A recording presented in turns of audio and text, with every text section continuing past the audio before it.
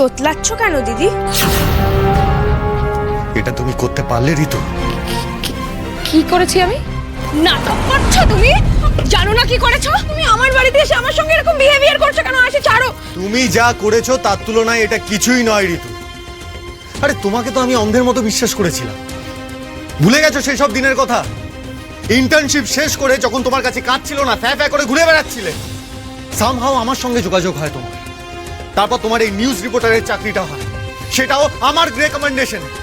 আর সেখানে সেই তুমি জেজের সাথে হাত মিলিয়ে এইভাবে বেইমানি করলে আমার সাথে।